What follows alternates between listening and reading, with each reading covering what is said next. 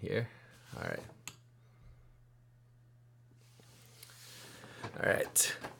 Hi, everyone. My name is Selvin Ortiz, and this is CraftX. Today, we're going to be talking about Docker for PHP developers, and I have a few guests today. So we're going to start, I guess, from let's see, top right, and then we're going to move down. So, Adam, can you introduce yourself? Yeah, my name's Adam Ramlett. I'm with a company called Tipping Media, and we do software development as well as websites. John? My name's John Morton, and I write a newsletter called Craft Link List. So if you like Craft CMS, maybe go check it out. Sign up. Cool. Brian? My name's actually Brandon, right. I always get it mixed up. Yeah. I work at a company called Mizzen in Grand Rapids, Michigan, and we've been doing craft since 2014. Cool. All right. And with that, my special guest today is Jason McAllister. Jason has been doing quite a bit of exciting work on Docker, and I'm going to give him a chance to introduce himself and give us a little bit of background. Jason. Thanks, Selvin. So as Selvin mentioned, my name is Jason McAllister. I have been in server or programming for quite some time.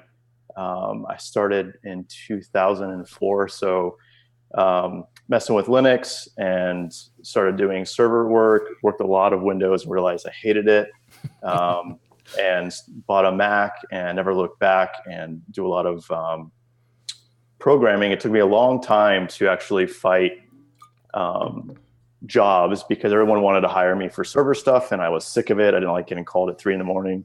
So I fought for years to be a programmer, and now I'm a programmer, but I still have a passion for DevOps. And I started when Docker was pretty fresh. I think it was before it was 1.0, and it was good. It just didn't feel like it was ready, and we'll talk about that a little bit later. But Docker 1.12 kind of gave me that re-energizing feeling like this is ready for PHP now. So cool. That's about it. That's very good. So one of the things that I know about you is that you actually went back you're actually in school right now as well, right? You're kind of going back for your master's. Can you tell us a little bit about that? Yeah, I got my bachelor's in information technology just because they didn't have a CS degree where I was going. Didn't really like it. The worst part was actually security. And I've actually taken the certified ethical hackers class, which was as horrible as it sounds. And and now I'm going back for my master's for CS. So I should be done next year, but I am so ready to be done with college and school and like to have my nights that are free. Okay. And so basically you're kind of DevOps, and then you also do programming. Do you do programming mostly on the back end? Yeah, I do a lot of PHP, mostly Laravel. Okay. My day job is going to be working in almost all Laravel. Okay. But I have a few side projects I run that are in Go. Okay. I have this really strange attraction to it that I can't quite explain. But yeah, so I've done .NET, I've done ASP, but most of the work I enjoy doing is PHP and Go. Okay. So can you tell me what excites you the most about Docker then? I am a simple person. So let's just throw that out. Anything like Docker, unlike Docker. I really, the thing I really like about, like I got into Ansible for a little bit, and then Puppet and Chef, they still felt very cumbersome. They didn't really do kind of what I wanted. I just wanted something to run some very specific services. So that I just went to a full-fledged VM. But I like Docker because it's just a text file, and that builds exactly what you need, or you can use someone else's that have already built for you. And that's still all defined in just a couple lines of text. And that's what really is the most exciting about it. It's very fast, and it's built from a text file. Okay. And that's really what got me excited about Docker. All right. Well, I think today you're going to be giving us a little bit of a tour of an understanding of the key aspects of Docker, so that some of us that aren't fully familiar of some of the main differences between VMs and Docker will probably have a chance to understand that a little bit better. But you're also going to give us a hands-on demo of some of the things that you're able to do with Docker. So I'm going to hand it back to you, and you can take us through that. And I guess I should also mention that along the way, for anyone that is in the room and also watching the live stream, you can ask questions either via chat, Twitter, or however you can get questions to us. That'll be great. So Jason? Great, thank you. Share my screen. We'll get started with. And please feel free to ask questions. I find that sitting through slideshows is very helpful. So my slides are actually pretty short because I want to encourage questions. Like I said, this is about learning, and I don't want to just talk. So please ask questions. Okay. Okay. See that screen okay? Yep. Okay, so this is Docker for PHP developers. Again, please ask questions if you have them. That's more important than the actual slides themselves. So what we're going to do is kind of talk about why we use virtual machines, like not necessarily the history of how that got started, but what's the purpose of using a VM. We're going to talk about the downsides of using a virtual machine, and we're also going to talk about the specific things that we want from that VM and what we actually get from that VM. And then we're going to kind of look at that with Docker and kind of talk a little bit about how Docker is different from a VM. A lot of people like to say Docker's basically can run, as a VM. That's not necessarily true, and we'll talk about that. We're actually going to talk about some gotchas about using Docker on different platforms that makes it a little different. It's not quite the same thing as a VM, but we'll talk about that. We'll do an example. We'll just look at one text file that's got some it's a Docker file, and we're just going to go line by line and kind of explain what this does. And then the tips and tricks are going to kind of come out when we're kind of talking about it and we do the demo. And then there's a couple resources for additional learning that I found really, really useful to fully understanding Docker and what it's actually, how it's built and what it's used for. So we'll cover that as well. Okay. Yeah, that sounds good. I think that we have a resolution mismatch, and I think that your slides are going to be cut off a little bit. But we can. Oh, can you not see it? Okay. Yeah, we see it, but I think that your resolution might be a little bit higher than what I am live streaming on. So maybe you can. Yeah, let me dial that down. Yeah. And displays. Oh man, this is gonna be horrible. It's like 1992 right now. Was that a MAMP logo? Yeah, that's perfect right there. On the dock? Yeah. That was a Postico logo, which is a Postgres client. Okay. It got I know me. I was about to. It got me too. Remember, I think I asked you about that as well. I'm like, I think you did. I think I shamed him like a long time ago when I saw it. I have MAMP shame, so there's no. Me too. Nothing wrong there. Me too. Oh, Absolutely. man. We should create a MAMP support group over here. Just do it on Google Plus. That'll work out. Exactly. Oh, yeah. Then no one will see it. It'll be fine. Nice one. That's a pretty good burn right there. Oh, sorry. So why we use virtual machines? It really boils down to a few specific things. Some people don't even know why they use VMs. They just do it because that's what their coworker does. So VMs give us a Linux operating system, right? Yes, if you're one of those people who likes Windows, you can install Windows in a VM, but most people that I know either run CentOS, however you say it, or Ubuntu in their virtual machine. And, people like to use Homestead, which is a great tool, which, gives you very specific configuration for Laravel applications. But a VM really just gives us a specific version of PHP, MySQL, Postgres, Redis, any other type of software that we need. and it runs in some kind of virtual machine, which usually comes with the cost, like VMware, Parallels. I don't use VirtualBox because I find it slow. VMware's Fusion is really quick on Mac. And we use that because we want very specific versions of software. We want, like we have a project that is, let's say, Expression Engine, and it runs on PHP 5.5, and the MySQL server is 5.4.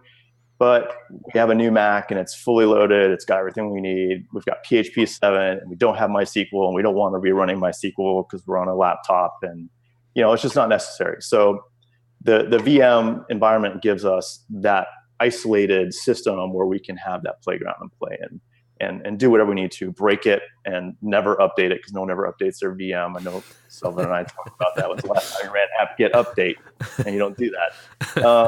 So the other thing too is we want to keep our computers neat. Not some people, I find this is for Windows people, their desktop has a million icons and and shortcuts and folders and files. But for most, I don't mean like keeping the desktop clean. I mean keeping your actual machine. We don't want to have 8 versions of PHP and Go and NPM. We don't want all that. We just want some very specific stuff. So we put that in a virtual machine.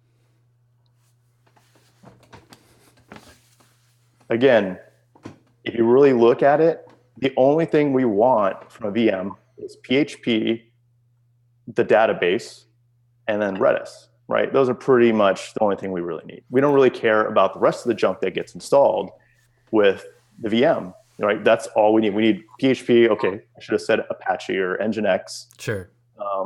But that's what you want. Like you really have 4 things that you need out of a VM. So that's the whole reason we use it.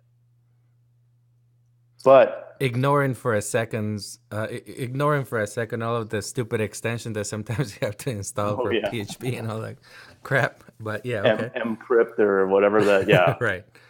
All those ridiculous ones. And there's no official way to really install extensions. Mm-hmm. There's a couple ways to do it in Docker. We'll talk about that. It gets a little funky.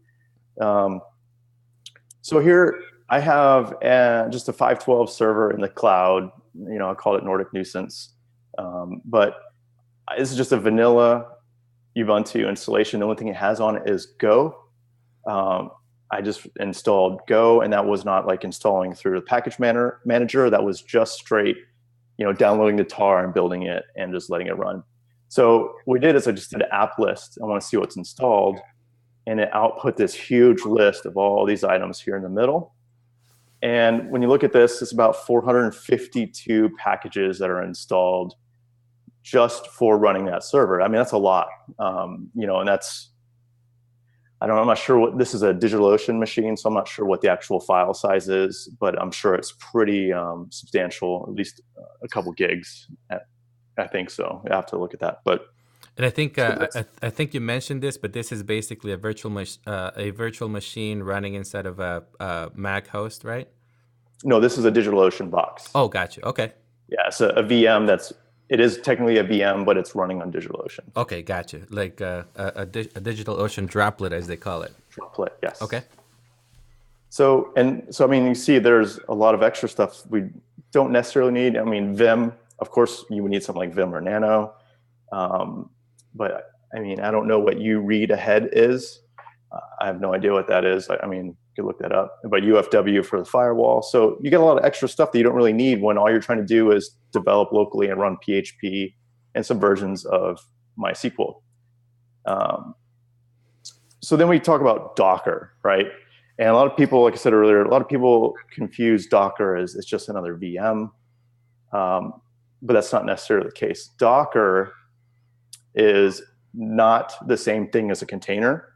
So that's something we should get out of the way. A container is like a very lightweight piece of software that runs, doesn't require the full operating system like we showed in the Ubuntu example. It just requires a couple processes and the tools that are required to run an application. So it's very, very lightweight. But Docker is basically a tool set around Linux containers that let you spin them up on the fly. And Docker is actually written in Go. And everything you do in Docker, like Docker images, is just through an API or RPC. I think it's still an API. They're talking about going to RPC, but I think it's an HTTP where it just says give a list of all the server or the containers and the images and the running processes. And so all Docker does is provide a really friendly tool set around Linux containers. And containers are lightweight. The PHP FPM image that we're going to look at is 7.1 is 31 megabytes in size, which is really neat. And Docker gives us orchestration. So we know we need to run PHP and MySQL and Nginx Apache, Redis. And what Docker lets us do is create containers that are specific to every single one of those, and they're isolated. They talk together, but they run in separate processes. Okay. So, but before we get really, before we move on, like a process is really what a container does. So in the examples, you'll see PHP, FPM, the container just runs PHP FPM.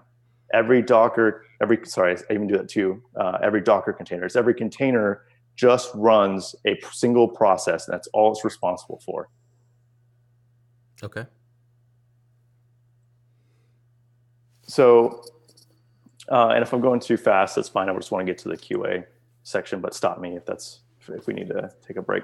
Sure. But Docker gotchas. Now, I said no one wants to install a VM, right? So because we want to throw Linux containers and we just want to do that. Now, early on in Docker, it was you had to install VirtualBox, run this crazy eval command in your terminal just to play with Docker. And I think it was around Docker 1.11 or Docker 1.12 where they kind of said, hey, that process kind of sucks. So what we need to do is make this really easy, and we need to do Docker for Mac and Docker for Windows, but there's no Docker for Linux, right? And we'll talk about that. So the problem with Docker for Mac and Windows is neither of those platforms support containers because it's a Linux kernel thing, right? Mm-hmm. So what Docker for Mac or Windows does is creates a virtual machine. You can see down here that there's 4 CPUs and 2 gigs of memory. And you can scale that to wherever you need it to be. And that actually runs a Docker virtual machine that's controlled through Docker for Mac or Windows. Now, when you use the Docker commands, they talk to that virtual machine and spin up the containers inside of that. So you don't really ever see the VM. The only time you'll see the VM is if you need to go into advanced in the Docker for Mac and adjust, the amount of CPUs. If you want to have 15, 20 different containers running at a time, then you need some more memory. Of course, they're pretty lightweight. You might not need memory. But so that kind of shows you that Docker is just a tool set. I mean, it's just a tool set. And it just automates a lot of things that you need to do.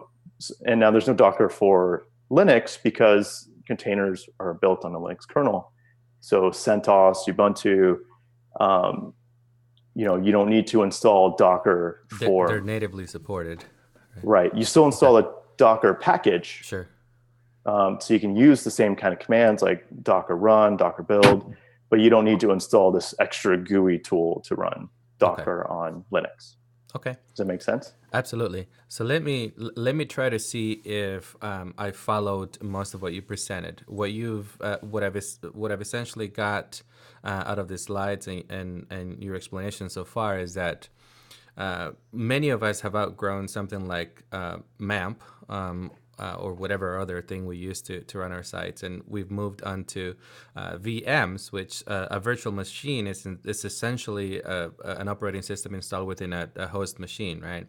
And usually some of those virtual machines have everything that we need to be able to run a site or multiple sites, right? So if we're building a Laravel app or a craft site, we might spin up a VM, and that VM will have PHP and its extensions required. It will have Apache or Nginx, whichever one we prefer. It will have MySQL or Postgres, depending on which you want to run. Obviously, Craft 2 doesn't support Postgres, but I believe Craft 3 will. Anyway, this virtual machine is all encompassing and of course takes a lot of memory, a lot of RAM, and it's like running a computer inside of a computer. Whereas with Docker, you said that basically you have containers that are isolated from one another yet can communicate. So in this case, we could have in one container we could have Nginx. In another one, we could have PHP, and we could somehow allow the Nginx container be able to serve a PHP files or sites or whatever. And that PHP communicate with a database that it's in another container.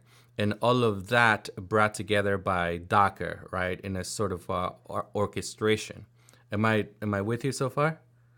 Yeah, Okay. well, you bring up some really good points. And the thing that's nice about that container, right, is since that runs one process, let's say PHP FPM or Apache, we can actually have 8 different versions of PHP running at the same time on different ports. Gotcha. Like, like PHP FPM is a 9000 is a default port for that. Sure. So you can have 9000, 9001, 9002, and so on, and run different versions of PHP FPM. So you can actually, like, let's say if you have like a massive test suite that you're building some library that needs to run on every version that's supported of PHP, then you can use Docker to kind of build that up and run your tests in that environment. So it's actually running against let's say PHP 7.2, the alpha, or Sure. I don't think it's a release candidate right now, but you want to run all, like, let's say Laravel, this is important for, a framework. They need to run all their tests on the latest version. They need to check for bugs. So having these containers run that single process of PHP FPM breaks you out of that VM container or the VM environment, because the VM has one version of PHP. Yeah. Right. And trying to get multiple versions is a big pain and almost like impossible in circumstances. Yeah, and if you're using Ubuntu, you have to add the PPA from Andre 5, or I can't remember. Yeah, right, to be able to get the latest. Yeah, and then no one wants to do that. Let's just be honest. So I guess that basically leaves us with the one thing that might be a little hard to understand, right? So we basically have, we're moving from a virtual machine that it's based on Linux, right? Unixy, maybe it's CentOS or it's Ubuntu, and we're used to running our sites there, right? One site per VM or multiple sites per VM, but the VM houses everything that we need, all the services, extensions, etc. Now we're moving to a containerized sort of environment where we have all of the services that we need or processes that we need in containers. So we have a MySQL container, we have a PHP container, we have a Nginx container, etc. And then somehow they're brought together by Docker, right? But you talked a little bit about, but for Mac and for Windows, we have to do this thing. So my guess is that we're now talking about virtualization of some kind that is basically supported on Linux with a very light wrapper around. However, for Mac or Windows, it's almost like you need a thicker layer between the OS itself and then the technology that Docker uses to be able to orchestrate these containers. Maybe you can elaborate a little bit about or on that. Yeah. So, I definitely want to talk about that when we get to like kind of looking at the desktop and going over Docker. Let's do that then. But I do have a question for you. Carl from the Craft community asks if, let me see, he's got a question here. I'm going to pull it up. Can you tell us if the performance issues with Docker for Mac are still a thing? Yeah, yes. And that'll probably always be a thing, right? Because what you're doing with Docker, let's go for Docker for Mac, that's development, right? When you build those volumes, you have to copy like the vendor folders, like Craft 3, use Composer. So you'd have to do those, copy that entire vendor folder, which isn't as bad as Node, but it's still pretty massive. So what's happening when you run locally is that you're building volumes, and those volumes sync between that VM and container to your file system. So it's always going to be a problem. But when you build a Docker image, you don't map that information as a volume. You copy that information into the image. So what happens is you get a byte for byte image. Let's say, you're calling it company name, craft-app, whatever, right? Sure. And you have a Docker file that you build from something else. And we'll kind of talk about that when we get to looking at a Docker file. And you basically copy everything that you need, all your dependencies, all your CSS, your JavaScript, your craft folders, your configurations. You copy that into that image, and you get a hash. So Docker is actually a lot like Git, which is really kind of interesting because you get a hash version just like you would on a Git commit. That's, hey, this is the latest image, this long hash, and that has every single file, all the database configurations, all the general configurations, everything in one. So, and then you ship that, you deploy that to Docker registry, and then Docker registry that goes to like a Docker platform for production, like a Docker Swarm is the preferred way. If that makes sense. So let me back up a little bit because I think that we're kind of getting into some pretty complex sort of topics in Docker, and what we're really talking about here is that I feel like in order to understand what the root of the issue is or why this is a problem, we almost kind of have to understand what the development environment or the development workflow is and how it differs from a VM. So I will pose the VM or my workflow as I'm writing code, building sites in a virtual in a VM, right? So, and then you can follow up with how that differs from Docker and why this is an issue with the volume mounting, right? So when I spin up a new virtual machine, what's going to happen is that virtual machine will have some sort of mapping between itself, which is a virtual machine running within the host, and then the actual host machine. And that allows me to develop on a Mac or Windows and use whatever editor I want, if I want to use VS Code or PHP Storm or whatever. So I'm essentially writing my code and doing everything that I need to do and even previewing my site on the host machine on my Mac, right? So I'm able to, as long as there's some sort of host file mapping, I'm able to pull up the site that's being served by the virtual machine on my browser and my local machine. So basically, I write all the code and save all the code on my Mac, and then I can preview my changes in the browser on my Mac. And what's happening behind the scenes is that there is some sort of syncing happening between what I'm doing on my host machine and what's being served from the virtual machine. And in some circumstances, virtual machines can be pretty slow, but there are ways to mitigate the problem depending on whether you're working with Windows and what file syncing method you're using. So bringing that onto the Docker mythology, is the development workflow different? Is it the same? No, it's pretty much the same. So the issue, and you do have control over the volumes and networking that you set up for Docker. Because I think it's like NF. It's been a while since I used Homestead, but you could tell it the kind of drive or the driver you want to use, like NFS for the file syncing. I think is the one that kind of sped everything up. Sure. Now, historically, I should back up and say that historically, Docker for any kind of craft development was really slow because it needed to copy all those files, and that volume is not like the same thing as like using something like rsync to copy the files. Right. And change.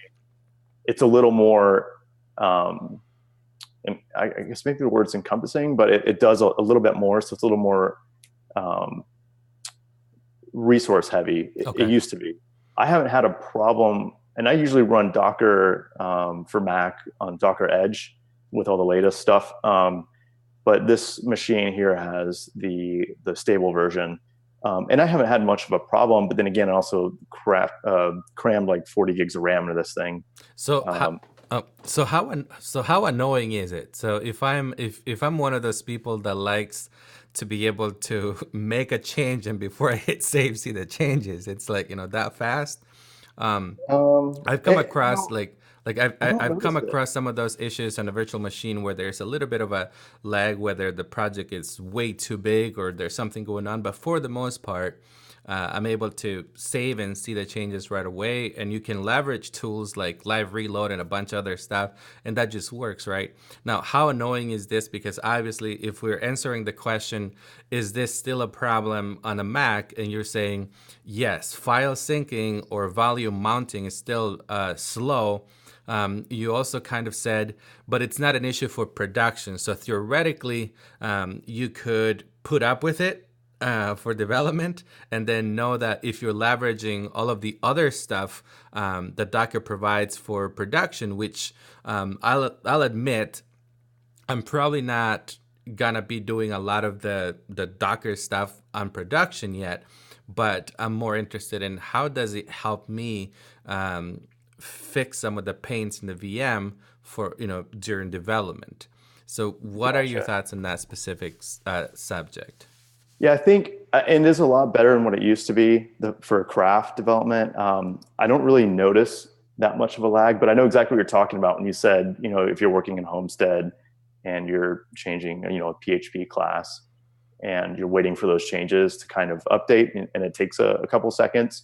I don't really have to wait on any kind of Docker stuff that I do. I can tell initially that it is a little slower.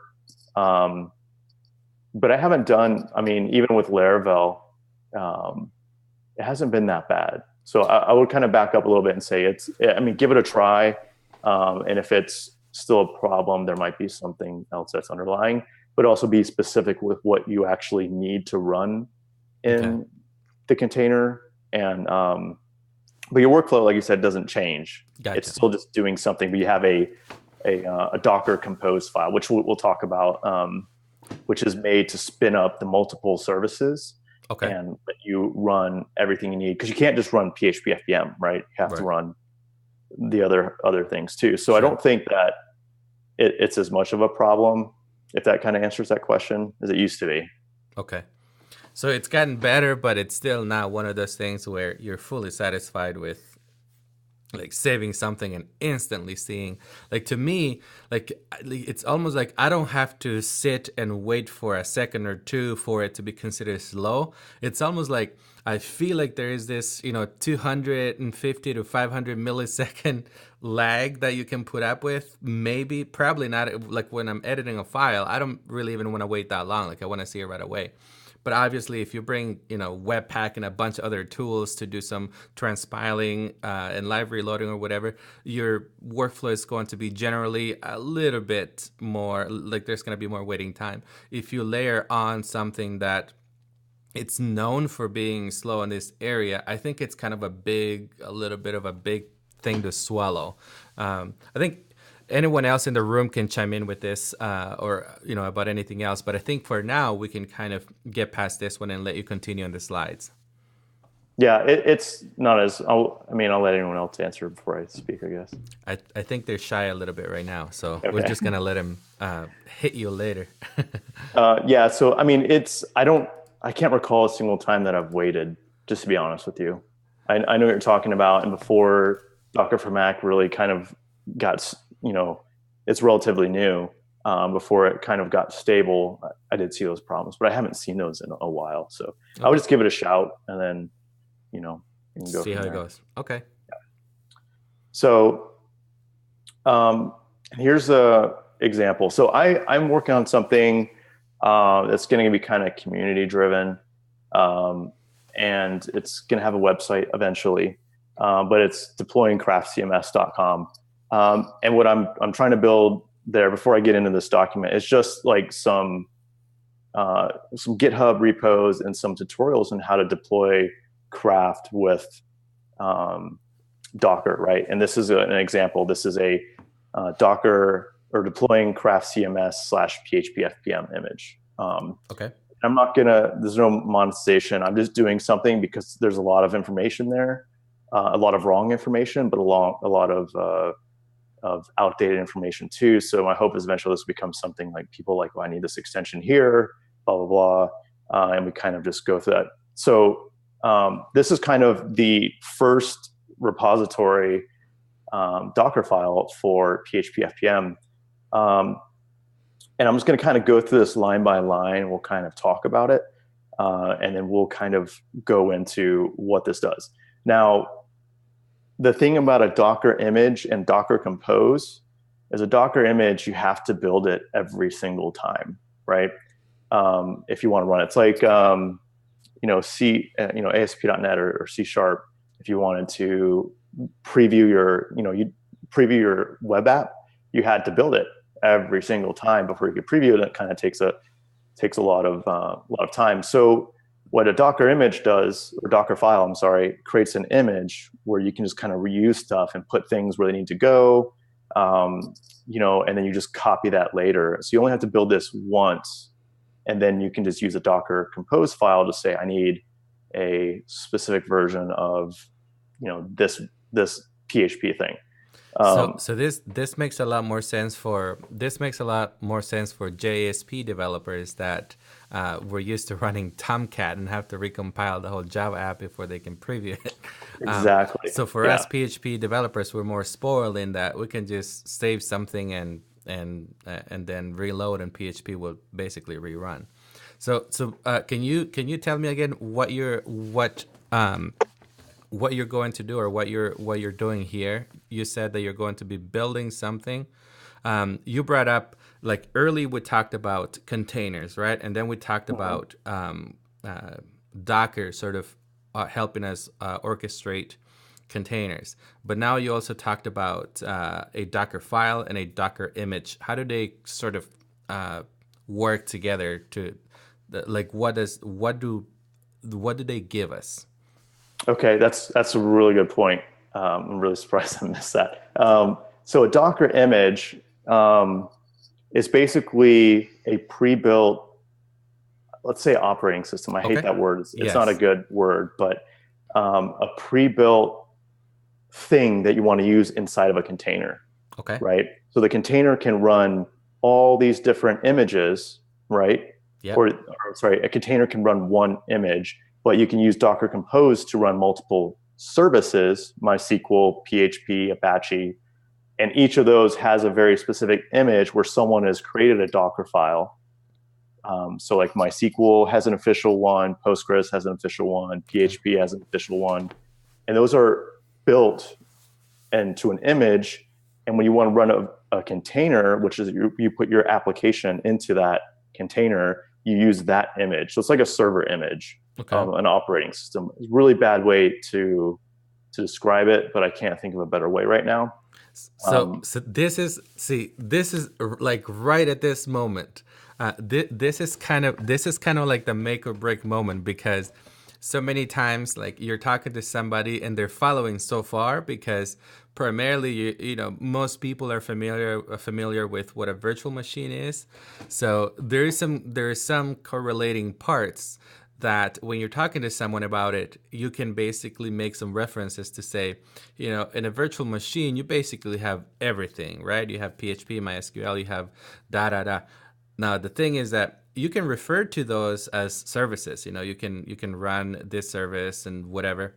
But then you're talking about containers, you're talking about services or processes, and then you're talking about Docker itself, Docker Compose, Docker file, Docker image. And this is where things just kind of fall apart for a lot of us, like that. There is no real way to kind of get through it unless you just have to jam all of this terminology inside of your head. And it's really hard to understand. At the most basic, I feel like, we have containers that can potentially, as we stated earlier, you can have a container that runs, PHP and a container that runs MySQL. Now, what we just talked about is that we also have, like an image that runs within a container. So is PHP or Nginx running within an image inside of the container, or is it all the way around, or like how do they sort of come together and what exactly is their role, because we haven't even really talked about our app. Think about, like say that I have a Craft CMS site on a folder called, craft.dev. Well, that's my app. But at this point, we haven't really talked about where does it go? Does it, like, I'm assuming it stays on my host machine, and then through some magic and port configuration, or through some volume mounting, I'll be able to sort of get it to load somehow. But the thing that it's hard to grasp sometimes is all of these things that have to come together in order for you to just spin up a site. So maybe you can kind of walk me through how you think about all of this in order to kind of make sense of it. Yeah, no, this is like the time to ask questions, because you're right. This is the part where it gets like, what are all these words? Can you just speak English to me? Right. But let's walk through this line by line, and I think you'll kind of get like a better understanding of what an image is. And when we get to the bottom, that's where it'll actually make a little more sense. So on line 1, we talk about from, right? So there's this could be Ubuntu, right? But this is from Alpine, and Alpine is like a Linux distribution that's supposed to run in memory. So its default size is like 3 to 5 megabytes. It has nothing installed. It doesn't have Bash. It's just a plain shell. It doesn't have Nano or Vim. It's just like basic Linux distribution. So what we're doing in this Docker file is saying we're going to use that as our base installation, if you will, and then we're going to pull that down, and that's what we're going to use to run the rest of these commands. Okay. Right? So every one of these commands is run, copy, workdir, expose, run inside of that container that we're building at that time. And I'll actually build this, and you'll see it go line by line and what it's going to do. So we go down to line 5. The maintainer is just, hey, who's actually responsible for this? So if I need to ask questions, I can actually ping the right person and kind of see that someone is behind this, and it's not just no one. That's not necessary. We could delete that, it'd be fine. But when we go down to 5, that's where we actually do the work. Now, APK is the command line. So like I said, this is going to run inside of that container, and every run step will build a layer. It's like a cake, right? Oops. Wow, that went all the way to the end, which was the next slide. But what you see here is like line 5 is going to be a different hash than line 28 and line 30 and line 32. So you want to do the most stuff that doesn't change because of the top. So you don't have to redo that every single time. Okay. So then we go inside this container on line 5. We use APK, which is like apt-get, and we say we want to update because we need to know what we can install. We don't want to cache it because we want to keep that file size really, really small on that container, right? Because it's all going to get compacted. We don't want a 5-tier cake. We want like a 2-tier. So let me kind of take a quick step back here, because I think that this is really useful. And I think that most of us looking at it probably won't really know what all of it's doing, but some of us can sort of infer some of these things at a high level. You mentioned that this was a Docker file, right? Yes. And when you run it, what is it going to create? A container or an image? Image. An image that you will an image that you will then have to run within a container? Yes, you build an image and you can use that in a container to run PHP FPM. Because you see, there's no app logic in this, right? It's just what I need minimally to run PHP 7 FPM. Gotcha. So you would basically have, you could potentially have another Docker file that will basically go through similar steps, but it will actually build off of like MySQL or something like that. And it could potentially even create a few databases for you just by running a bunch of commands, right? Exactly. So at this point, you would have a PHP FPM image, and you would have a MySQL image.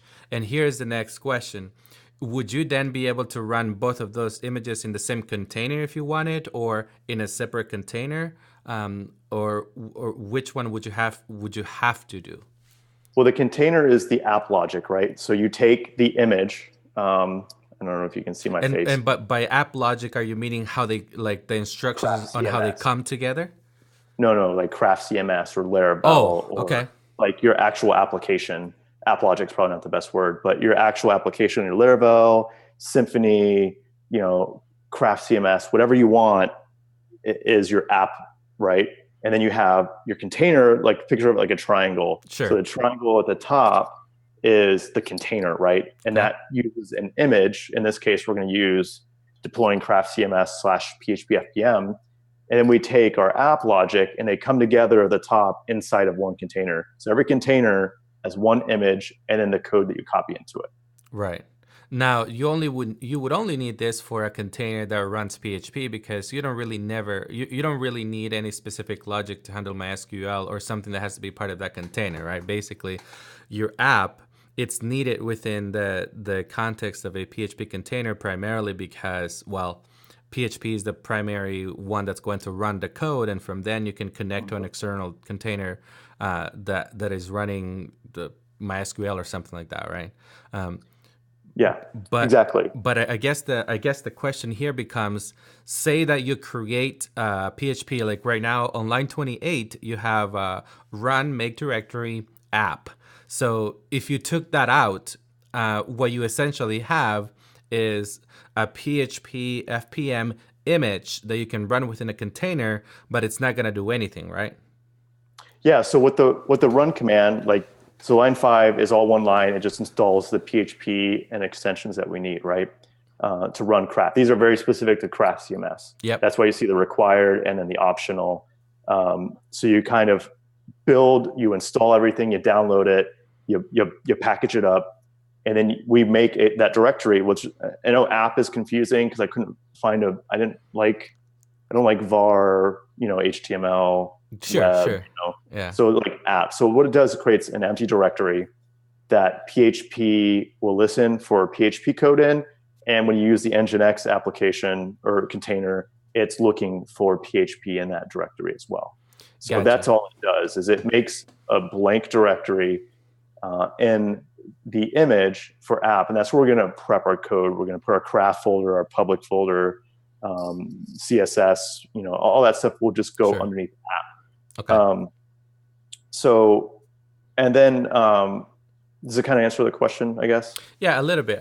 I mean, the biggest thing is that it's really hard to wrap your head around it unless you have a good understanding of what the role for all these things are, right? And I guess that's kind of what I'm trying to get at, because if we know that we're going to need a Docker file, which is very reminiscent of like a build system like Ant or Chef or Puppet or whatever, so you basically have one to create something. In this case, we're creating a PHP FPM image that will have some instructions to, server code and communicate with Nginx eventually, or tell Nginx or the server where the working directory is, etc.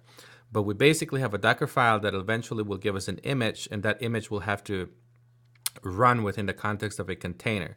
So I still don't know what exactly a container is. Like if you put we'll get to that. Okay. Yeah. Right now we're just going to go through the image. Okay. And then I have like a test directory where we're going to spin all those services up together. Let's get into that. Okay. You don't want to finish the expose? I'm assuming it's exposing a port that you're later going to connect to. But yeah, you can clarify if there's something else for our users, because that could be a very important thing. Because I think you and I talked about, I just want to understand how they come together. So tell us about expose. Right. Okay, yeah. So expose, like when you build a Docker image, if we didn't say expose, there would be no ports that are open, right? So you couldn't actually communicate to that container. Gotcha. Okay. So we have to specify what ports. Like if we were using an Nginx image, we need to say 80 and 443, right? Sure. Yep. So that's important. That's like those last two are really the most important. All this other stuff is just setup, and then you expose 9000 because what PHP FPM listens on, and then you run. The last thing is the entry point of the image. That means when we spin up this a container using this image, The first command it'll run is php-fpm7 and then that flag. Gotcha. And that's the only process that runs in this from this image in the container. Okay. Yeah, let's go get into the code. It's a rabbit hole, isn't it? It's like one of those. Yes. It's like it's getting deep. This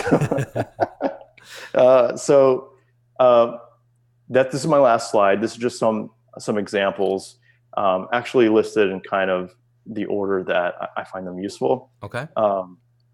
The Docker mastery courses on Udemy. I know Udemy is kind of a interesting platform, but the Docker mastery class is probably the best one for Docker you could get. It's like $10 right now, because Udemy is always on sale. It's $200, but for the next 5 days, it'll be $10. Yeah. So I just checked today because I want to make sure I wasn't crazy. And it's still on sale for the next 5 days for $10. So really good course. This guy's actually a Docker captain. He lives in Virginia Beach, not far from here. Really cool guy. But he's very, very talented in training. And I understood the most from Docker just going through that course and just watching it at night. So what we're saying here is that it's gonna take you years to understand Docker. So you might as well jot some of these down. No. It won't take you that long. But he goes into even shipping Docker. That's a really good resource. But he does a lot of extra stuff that are I think he uses make files and does some build scripts. But the Docker Mastery course is literally just about Docker, and it takes you all the way from the basics all the way to deploying an entire Swarm cluster. Okay. Really, really good. And it talks about Docker secrets, which we're not going to talk about. That's credential management, stuff like that. It's a really good source. Let's check in with our in-room audience. What do you guys think? John, you had a couple of questions. Yes. So I bought the Shipping Docker course, and I got through part of it. I'm like, holy crap, my head's going to explode. Where's my MAMP? So that's why I confess that I'm a MAMP user still, because it really just felt like so much to wrap my head around. And but the good thing about what you're planning on doing, that how to use Docker with Craft and really laying it out, I think will be very helpful, because that's basically what I want to do. I want to run Docker to build Craft sites based on specific PHP 7.1 and 5.4, because I need to be able to match whatever server my client happens to have available for me to run stuff on. Exactly. And the Shipping Docker, Chris Fidal's brilliant, servers for hackers, but I didn't really get as much out of that course as I did the Udemy one. Okay. And the other question I have, and so Selvin, I'm going to step on the question I asked you to ask. So. Sure. Yep. Go ahead. No. Now it's the time. That's why I invited you guys in. So you mentioned there's an official PHP image, I think is the right word, and an official MySQL image. Should we be using those, or should we be doing what you're doing in that file you showed us, which is kind of building your own PHP 7 image with just the stuff you need? No, nobody should be doing what he is doing. He's insane, man. No, he's got a very good point, and no, just kidding. No, the reason I did it myself is because it helps me understand it a little bit more.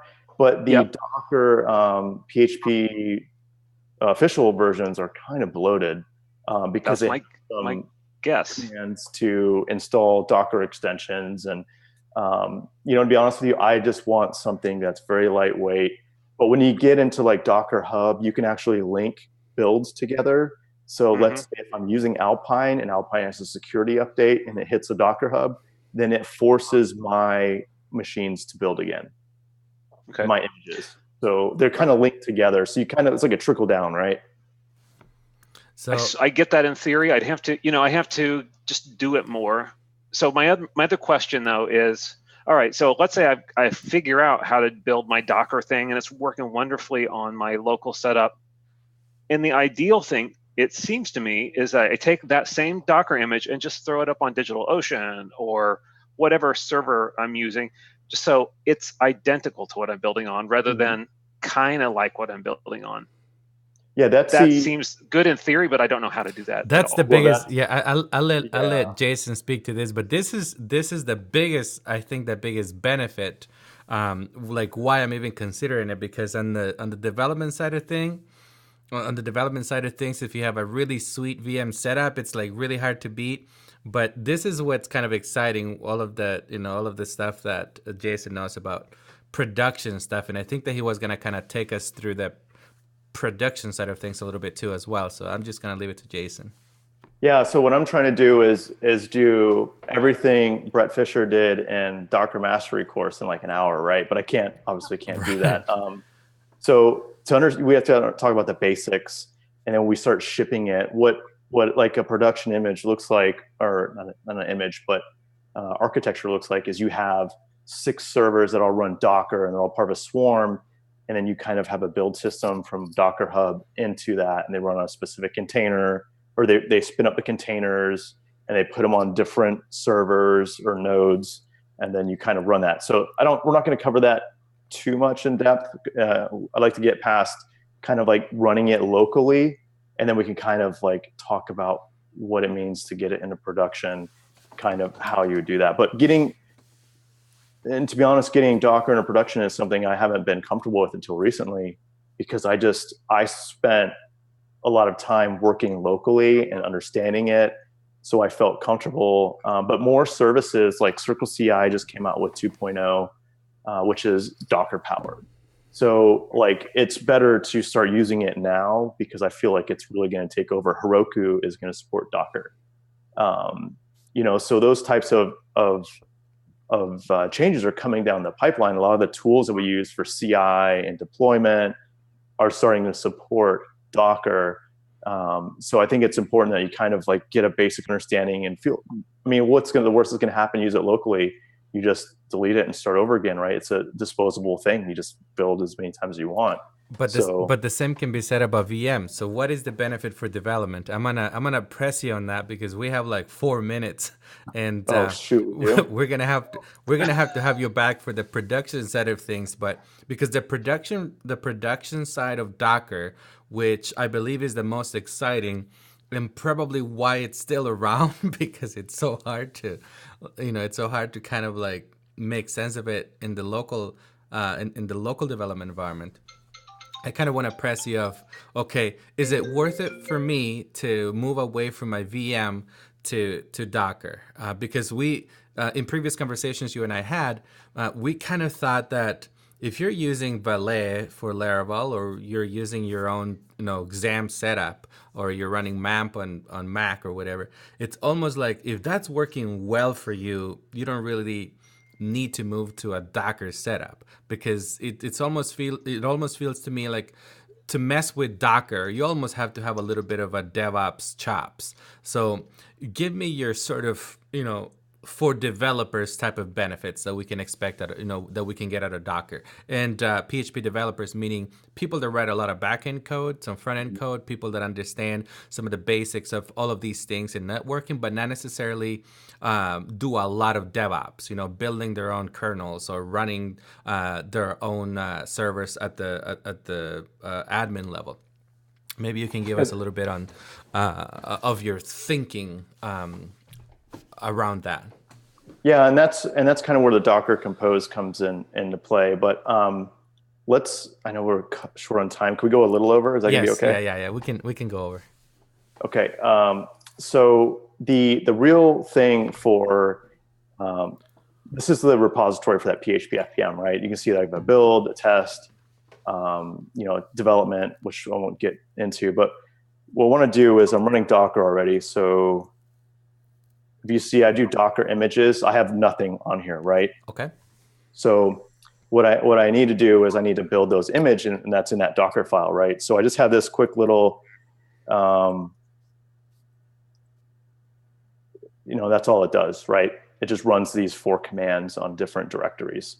So I won't really get into that, but I'm just going to run this build command, and I'm doing it here on the fly, right? So you're building you're building like you're running 4 different Docker files, or what are you doing? I'm running 4 different commands to build the same Docker image. That's it. I'm done, right? Okay. So that was the entire process. What I'm doing is just tagging those as different things. Like for development and production, you don't want Xdebug and all that stuff for PHP, right? Oh, so you're basically taking your app and building a PHP FPM around it in 4 different environments or whatever? Yeah. So now if I do Docker images, this is what's interesting, right? Okay. Now you can see I have a repository. Like I said, Docker's a lot like Git.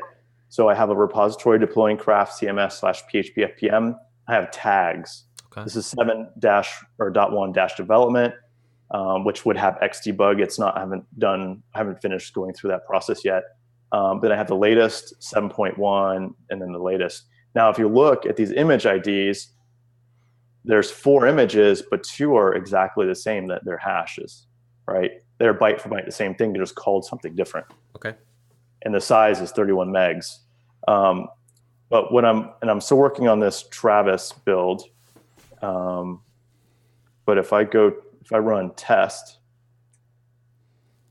of course, this machine doesn't have wget on it. So let me just, you know what? Hold on one second. I kind of broke that. I was doing this on my laptop. It's a good thing you can just get rid of it. That's right. We'll just look at this real quick. Open, what directory was that? Tests. What you can see is I have some basic configuration, right? So this is where let's pretend this is an example project. We have a Docker compose file, your general.php for craft, your db.php. Then we have an nginx configuration file, right? Mm-hmm. What the Docker compose is really what you want to look at, because that has that services where you say for PHP FPM, we want to build, and this is, we would use an image like this, but this is a test. So it's just the directory above. We give it a container name and we tell it what volumes we want to map into that container. Quick question here. Briefly, we talked about Docker files that allow you to build the images. Now we're talking about a Docker compose file that allows us to sort of orchestrate together between different containers, images, whatever. Yeah, exactly. Okay. So what we're saying here is, the image here, if we weren't running PHP FPM not locally, would be deploying craft CMS / PHP-FPM. Okay. Right. So just like nginx Alpine, right? nginx official, so it doesn't have that vendor, and then that colon gives us that tag. So that says, use this image and download it if you don't have it, right? Mm-hmm. So, and then we scroll down and we bring it into my SQL server. We're mapping some stuff for that, right? And setting some passwords. So just to recap, make sure I understand this. We take a Docker file, which we can put together. Basically, the one we looked at was a Docker file to create a PHP FPM image, expose port 9000, and use code from /app, right? And that created an image. And from there, that image is somewhere where now we're in a Docker compose file that basically where we're basically making use of that image. So yes, when we run this, we could potentially have FPM running, nginx serving, and we could potentially see our changes. But where does the container come into play? That's where, as soon as I run that test, we'll kind of get into that. But, all right, sounds good. This is so the image, you don't have to, for every project, you don't have to build a Docker file. You just use an image someone has already built. Okay, so basically we could skip the whole. And this kind of ties into John's question, because right now we could install Docker in our Mac and we're good to go. Now we can skip the whole Docker file shenanigans to be able to create an image that we need. We could go directly to a Docker compose file and say, for PHP FPM, I want to use this image, or for nginx, I want to use this image. We could potentially be the official image, as John was asking about. I could just say that MySQL, whatever, and I could easily say Alpine or Ubuntu or whatever. for the OS, which in this case we don't have. But yeah, we can kind of skip that if we don't need to do something overly custom, or if we need to slim down all the things provided by an official image. But I think I'm kind of getting it to like we can skip the Docker file thing and come directly here. However, it's there if we want to create a custom image. Right. And the Docker file, you would use it if you were going to use it in production, because you have to build an image to ship to production, right? Because that image for development, we're using Docker Compose. That's not for production. That's just for local, specifically like setting up some services and running your dev environment. And when you build, say that, so when you build for production, if your intent is to develop locally and deploy to production using the same image, that means that you're still going to have a Docker file, and your Docker file might just basically refer to the official image, and that'll be it, right? Kind of like it could be as simple as that. Yeah, you could just say, I just need to tag this as my client craft CMS and put a tag 2.6.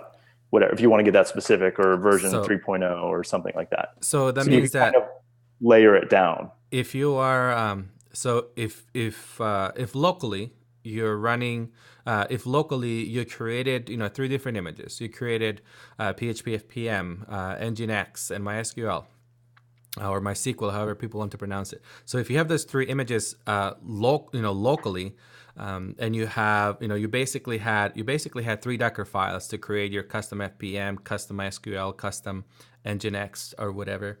And well, not Docker files, services. Docker files. So, and you have there's those. A word thing, yeah.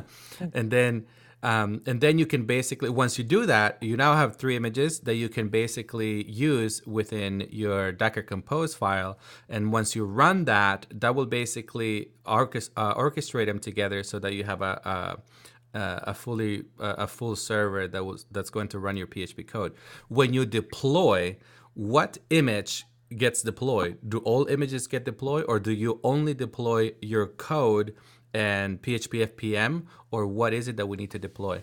You would deploy all of them, right? So you would build a Docker file that puts an image of your craft code or your PHP code.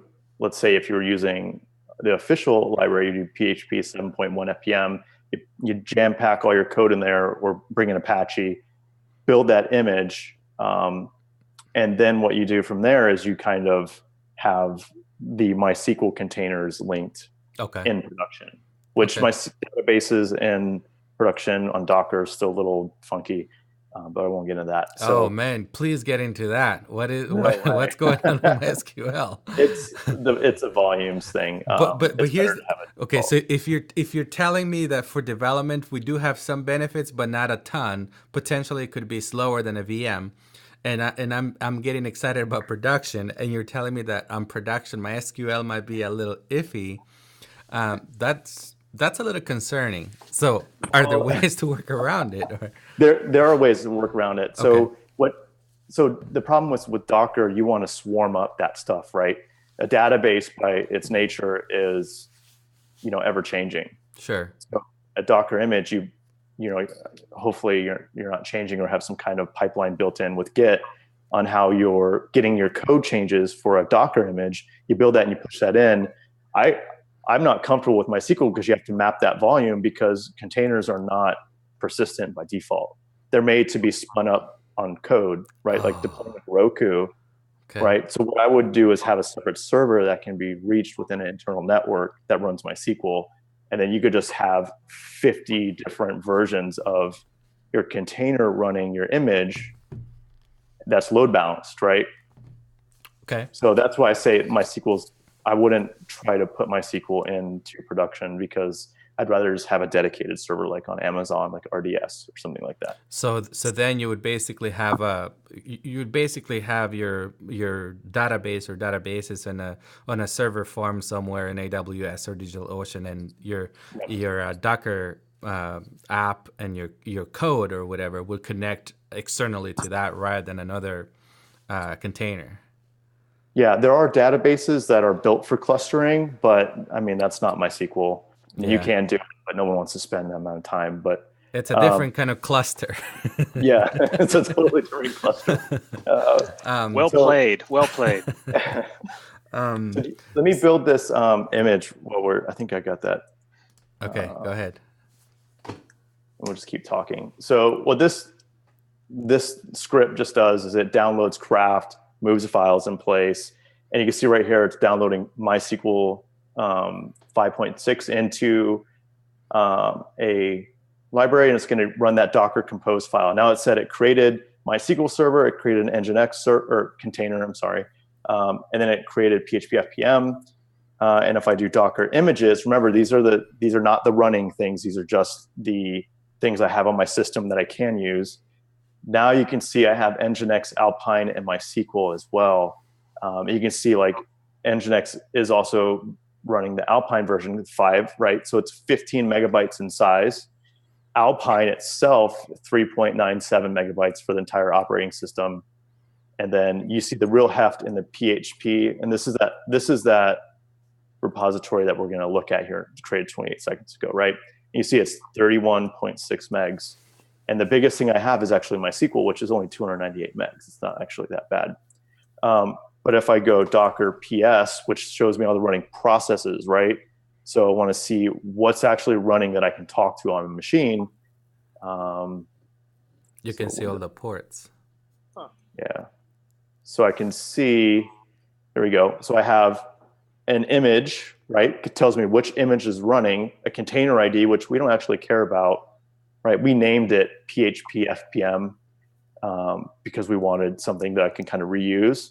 But typically you wouldn't worry about that. So if I did Docker run Ubuntu bash, I think I did that wrong. I didn't do -it.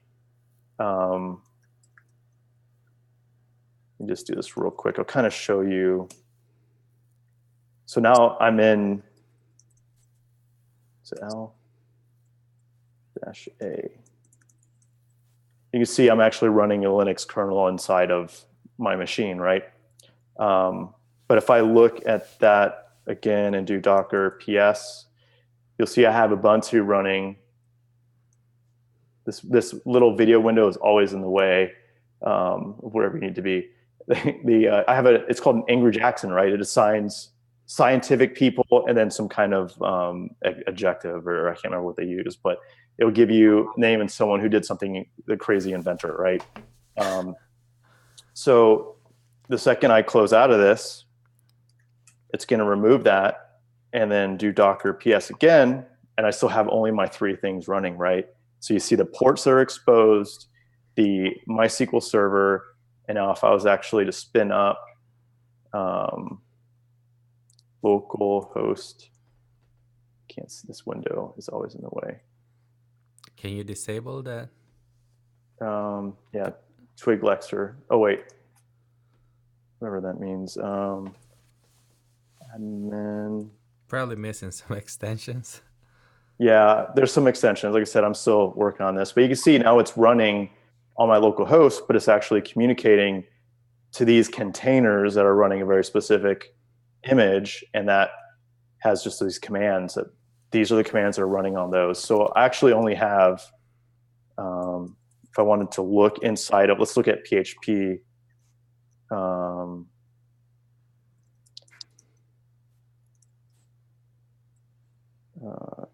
Exec. The IT means interactive, right? Yes. It's like, yeah, interactive Or terminal or something like that. Okay. So I did watch part of that course. I'm like, vaguely familiar.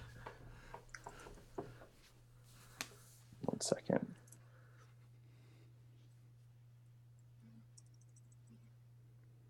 So just real quick, I've spent like the last maybe 2 years kind of doing something similar with Ansible and VMs. And this has been just like a fantastic introduction into Docker. I wasn't, it always just costs time and resources to learn new things. So I just picked one. But from what I see, I'm definitely gonna keep plugging away at learning Docker. Okay. What makes you excited about it? I guess I'm interested in having the different processes and Yep. The composability, kind of like the composability of Docker. Yeah, so right now I have, like, let's say I have 2 client sites and I'm working on them at the same time. So I have 2 VMs, and that's probably taking quite a bit of resources. With Docker, can I have one FPM process for 8 different sites running locally, or do I need to have an FPM for each of those, locally developing sites? Well, that's a really good question, and that's kind of where we get into that. By the way, I just updated Docker today, so I think that's what's causing that problem. You can see it's written in Go. Great. So don't upgrade Docker today. So the interesting part is when you create a project, and that's where the deploying Craft CMS thing kind of comes into play. All I'm trying to do is kind of create some like very basic stuff for people to use that want to use Docker, and they don't have to go through building the image and just have some. Here's an example Docker compose file to run Craft 2, and you can just kind of build it that way. But what you do is you have a project. So you're building a pet store, right? In the pet store, you put all your craft stuff, your templates, your Webpack, your I'm kind of dumb. I just realized what I did wrong with the Docker exec. But dude, he's a multi-threaded person. He's got different threads working in the background. He just received the result from a promise, I think. It was a non-blocking thing. It was a non-blocking, yeah. So you put this Docker compose file like we have in this test directory, right? And that, let's just look at that, right? And then you just tell it like, hey, these are the things I need to run this application, and these volumes, I want to copy the craft folder, the public folder. And then like we were saying, So let me jump in quick, because I want to see if I can guess this, because his question was, if I want to run a bunch of sites and use the same PHP FPM image, my guess is that he could, because the Docker compose file just has to reference an image, and if he's got a PHP FPM image, he can reuse in multiple projects that the Docker compose file will allow him to put together, right? Yeah. So if you, I don't typically run, because you're always gonna have port collisions, right? Oh, okay. Like, I typically run one thing at a time. And that's kind of where like building that Docker file, if you needed to, you could change the ports, or you could, in fact, I mean, that's the biggest pain of VMs though. So Docker does not solve that pain, right? There's no real pain in software, or there's no real solution to the pain in software development. So what's that, Brandon? Oh, I mean, that's why we're developers. We're trying to solve the pain. Developer. We enjoy it, I think. I don't know. Developer / masochists. So, but that's a really good question, because now if you see what I just did here, I just went to this ports, right? And I said, I want for this. So let's say we're still going to have one image, right? We're going to reuse that image in multiple containers. So we don't have to rebuild that. But now I can say, like, if I'm in the liquor store website that I'm building, right? I just chose something random. Not pets anymore, huh? Now you've got dogs and you're drunk. But now, like, saying you want to run that at the same time, right? Like, so I ran into this problem when I was building a craft website, and it had a plugin that had a Laravel API behind it, but I need to run all that stuff locally, right?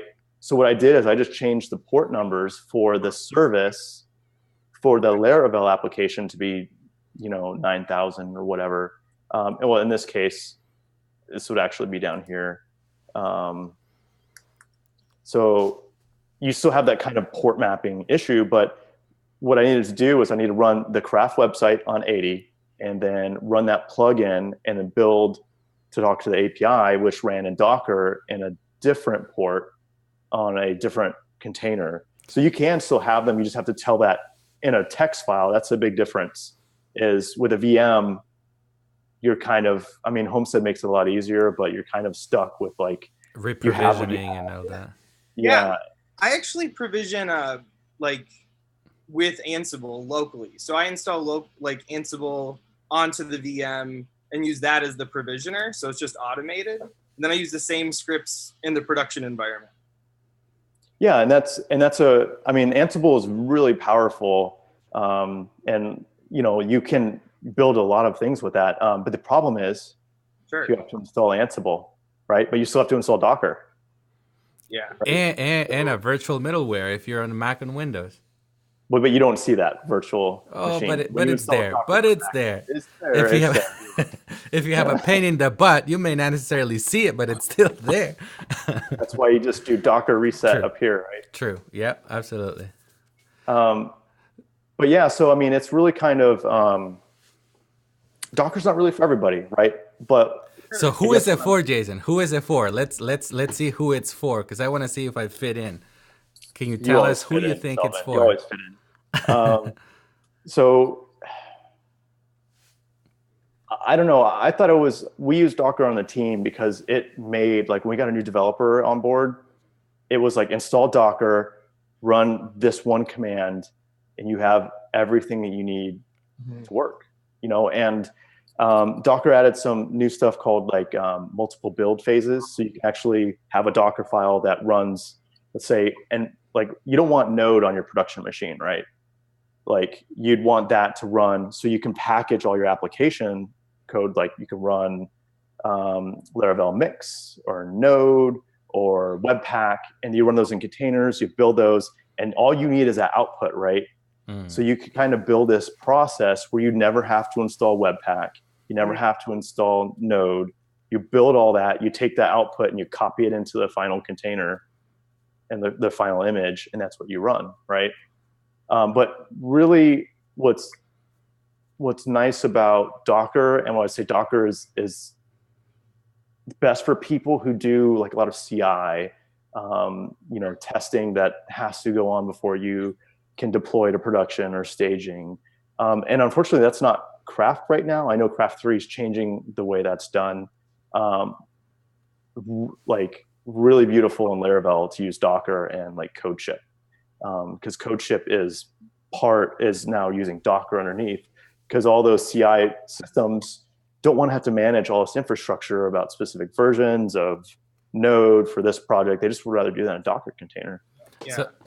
So I guess Docker is also it's also for those people like Brandon that do a lot of things with Ansible or Chef or whatever, or people that love working in the terminal. I think those are probably candidates as well. People that do a little bit of DevOps and are exploring some new and up and coming ways of formalizing their deployments and continuous integration workflows. So I think that leaves a lot of us out, but I think that based on the introduction that you gave us, I think that at least, well, I hope that we were able to answer a few questions, and give people the confidence that, hey, these are some of the, like, we're presenting both sides of the story. And I think that's what's important, because a lot of the times you get the pros and cons, but you automatically assume that this thing is better than the other one because it solves a couple of the pain points. But It's kind of like a pros and cons type of thing. And I think that Docker is really great for some of those things, maybe in teams, people that do a lot of continuous integration, automate deployments and automate testing and all those kinds of things. And I think that if you have any final thoughts, Jason, we'd love to hear them. If anybody in the room has any more questions, we appreciate to hear those. But we're running a little bit late right now, and this is officially the longest one, the longest hangout we've had so far. So, hey, Selvin, this is Adam. Yeah, I just wanted to comment that I see that it can be super beneficial if I'm, for instance, my home computer. Where if I have to install MAMP on both machines,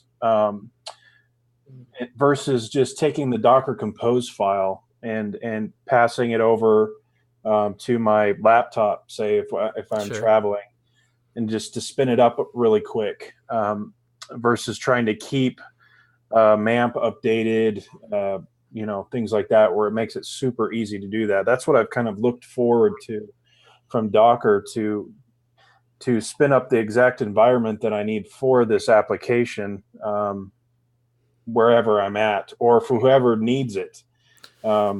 So you passing it along, because some people use virtual machine with Vagrant, and I did that for a while, but that always was difficult to help other people get started up. What I see the benefit of Docker is that you pass along the Docker Compose file, and it can grab everything that it needs, from these repositories online, as far as the images, to build up the system. And well, I guess, and Jason, I'll give you a chance to respond too, because this is something that I've heard quite a bit. People are growing MAMP as I did at some point, which I still actually run MAMP, and I run virtual machines, and I run a little bit of Docker here and there for side projects. But outgrowing MAMP and finding VMs difficult, I think that this is kind of where Homestead came in, because theoretically with Homestead, we're talking about virtual machines. You could potentially have your craft sites, and you source control that, and right within that you can require Homestead as a dependency, as a development dependency, and you could essentially have a file similar to your Docker Compose, but in this case it applies to building the virtual machine, where you update some YAML configuration and then Vagrant up or Homestead up, and it theoretically would be a matter of moving to your other device and then pulling that repo or clone that repo down, and then basically install whatever dependencies you might have, and including Homestead, and then just Vagrant up, which will essentially do all of the mapping, or install everything that you need and do the mapping. Now it's not super clean, but I think that in a way it's similar to what you would get from Docker Compose, similar to the Homestead stuff. And I think that Jason probably can shed some clarity on that.